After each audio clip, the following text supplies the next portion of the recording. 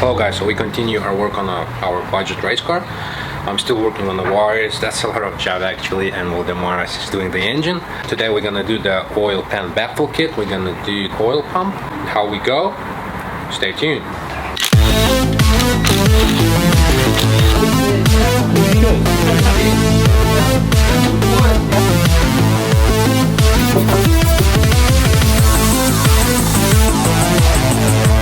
Let's go back to the car and install the kit.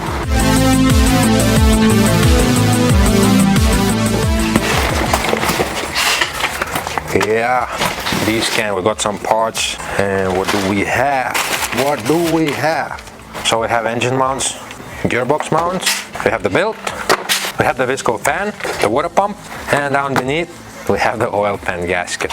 Oil starvation is really a common problem to these engines, and thanks Edva Racing for the baffle kit. There we have the oil pan from the 330i, and the baffle kit is installed. Job is done pretty neat thanks to the guy from Gumtree that I found, and he just welded in the part. Some of you might ask, why do we need a baffle kit installed? So the oil pan is pretty big, and when you're cornering really fast in the track while racing, so the oil might actually go just to one side of the oil pan. The oil pump is actually not sucking enough oil to the engine, and the oil starvation is happening, and the engine may fail. So the baffle kit is actually holding the oil in a spot where the oil suction cup is, so the oil pump can suck the oil straight to the engine all the time. It doesn't matter how fast you're going the track and how fast you're cornering, you'll never have oil starvation. Edva Racing sent me oil pump sprocket and shaft that you should change together with the baffle kit. So it might look simple, and it is simple, but these parts are really high quality,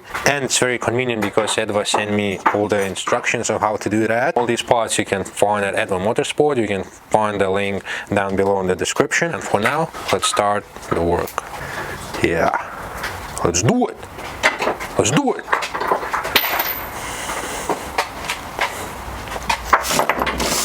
But when we took the oil pan out, we actually found this small piece of plastic inside there, which didn't look good.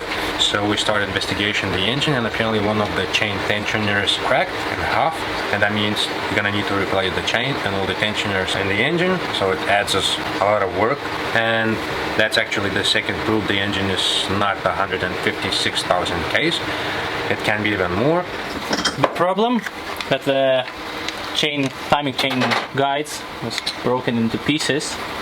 The engine was still running, but under bigger load, definitely the chain would slip and damage the whole engine. Yes. So what we're doing, we're installing the brand new timing chain kit with guides, and of course the new chain to avoid any issues.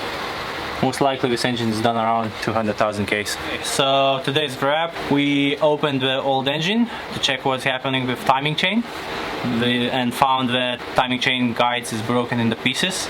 So now we're waiting for parts and gonna change the complete timing chain unit, like the kit. And I'm gonna show another one. We took the old 2.3 engine out.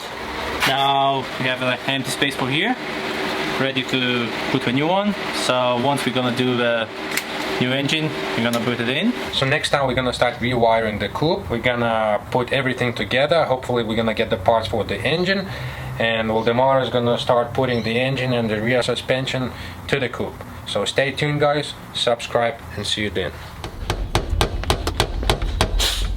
Fox progresses. Fox progresses. Progress. I have no idea.